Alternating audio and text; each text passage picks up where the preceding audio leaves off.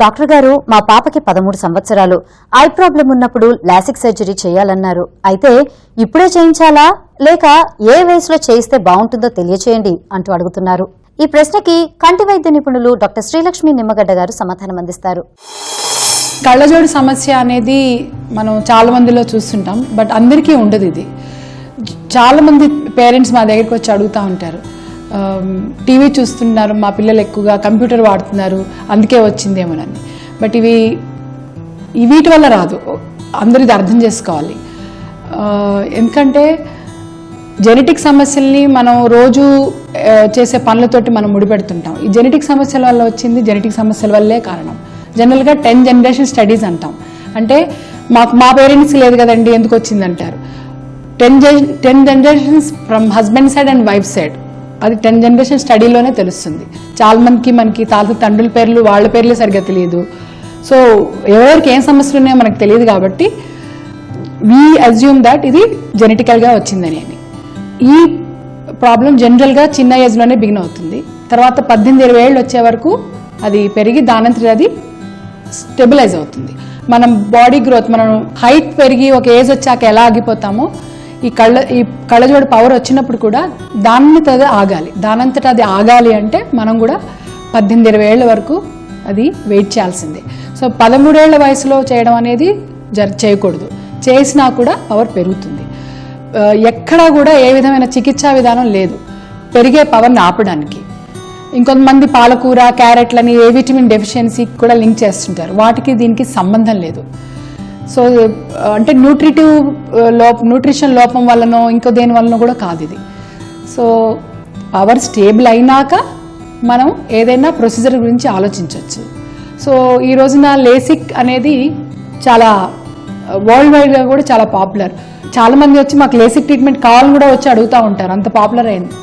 10 ఏళ్ల క్రితం ఇదంతగా తెలిసేది కాదు, బట్ ఇప్పుడు ప్రపంచవ్యాప్తంగా కూడా మంచి ఆదరణ వచ్చింది. ఎందుకంటే ఈ ప్రొసీజర్లో రిస్క్ చాలా తక్కువ, ప్లస్ కాస్మెటిక్గా కానీ లేదా కొంతమంది జాబ్ పర్పస్ కోసం కానీ ఇతరత్ర కారణాలు, చాలా వరకు కాస్మెటిక్కే. అంటే కళ్ళజోడు వద్దు అనేది, అందంగా కనపడటం అనేది ఒక ఇది. అలా కాకుండా కొన్ని జాబ్స్లో కూడా కళ్ళజోడు ఉండకూడదు. సో దానికి కూడా ఇది ప్రపంచవ్యాప్తంగా ఇది చాలా ప్రాచుర్యంలోకి వచ్చింది.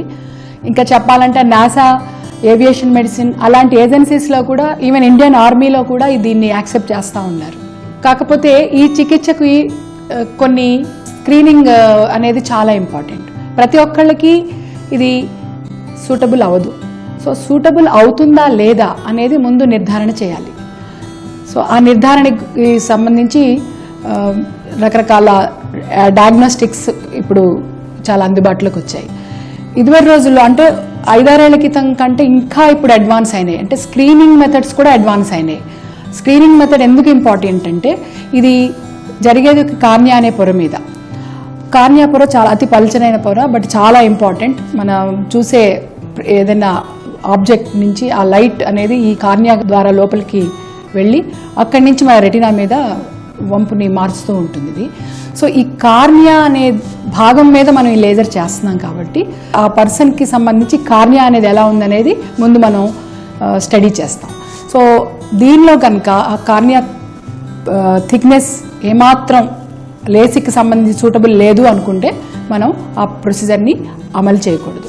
ఎందుకంటే ఇక్కడ ఒట్టి కళ్ళజోడు తీసేయడమే కాదు, ఈ చూపు అనేది వాళ్ళకి జీవితాంతం కరెక్ట్గా ఉండాలి. సో ఈ స్క్రీనింగ్లో కార్నియా వంపు మార్చడం వల్ల లేజర్ విధానం ద్వారా ఏమన్నా కార్నియాకి డ్యామేజ్ ఉందా, ఏమన్నా రిస్క్ ఉందా అనేది మనం ముందు నిర్ధారణ చేసుకుంటాం. సాధారణంగా కళ్ళజోడు అనేది సమస్యలు వచ్చినప్పుడు ఇది చిన్నతనంలోనే వస్తుంది. 6 ఏళ్ళ నుంచి రావచ్చు, 4 ఏళ్ళ నుంచి రావచ్చు, లేదా 10-12 ఏళ్ళ నుంచి కూడా రావచ్చు. బట్ వస్తే కానీ అది 18-20 ఏళ్ళు వచ్చే వరకు అది దానంతట అది స్టెబిలైజ్ అవ్వాల్సిందే. కానీ దాన్ని ఆపేదానికి ఏ విధమైన చికిత్సా విధానం లేదు మన దగ్గర, ఎక్కడా కూడా లేదు అది. సో 13 ఏళ్లకి కళ్ళజోడు తీసేయాలి, లేజర్ ఆపరేషన్ చేయించాలి అనుకోవడం అది సరైనది కాదు. ఎందుకంటే పవర్ స్టేబుల్ అవ్వదు ఆ ఏజ్కి. సో స్టేబుల్ కాని పవర్ మీద ఏ విధమైన ఆపరేషన్లు చేయకూడదు. 18-20 ఏళ్ళు వచ్చే వరకు ఆ పర్సన్ కళ్ళజోడు వాడటమే మంచిది. లేదా కాంటాక్ట్ లెన్సెస్ అనేది అదొక ఆప్షన్, కళ్ళజోడు వద్దు అనుకుంటే. బట్ ప్రొసీజర్ అంటే లేజర్ ట్రీట్మెంట్ మటుకు 18-20 ఏళ్ళు నిండినాకే చేయడం చాలా మంచిది. ఎందుకంటే ఆ ఏజ్లో చేసినా కూడా పవర్ మళ్ళీ పెరిగే అవకాశం ఉంటుంది. ప్లస్ కార్నియాని పొర మీద చేయాల్సి ఉంటుంది మనము.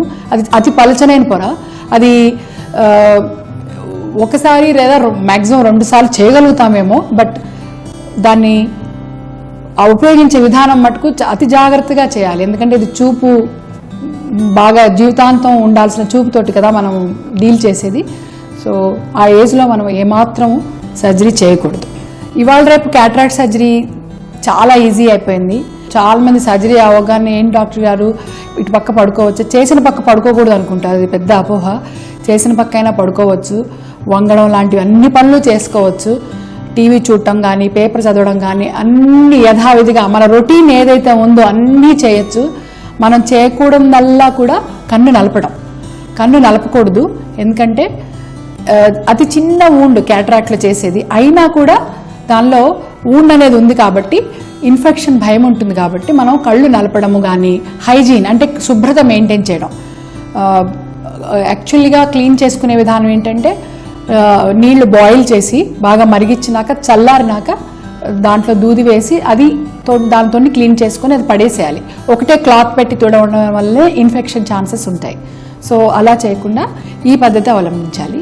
అలాగే ట్యాప్ వాటర్ని కూడా మనం డైరెక్ట్గా పోయకుండా కొంచెం కేర్ఫుల్గా ఉండాలి. ఆహార విషయంలో కూడా ఏమైనా నియమాలు ఉండవు, అన్నీ తినవచ్చు. గట్టి వస్తువులు నమిలినా పర్వాలేదు, ఎందుకంటే ఇదివరకు రోజుల్లాగా కుట్లు వేసి చేసేలాంటి ఆపరేషన్ కాదు ఇది. దగ్గడం తుమ్మడం కూడా పెద్దగా భయపడాల్సిందే లేదు. కాకపోతే క్లీన్గా ఉంచుకోవడం, మనం డ్రాప్స్ వేసేటప్పుడు కూడా క్లీన్గా ఉంచుకోవడం చాలా ముఖ్యమైన విషయాలు.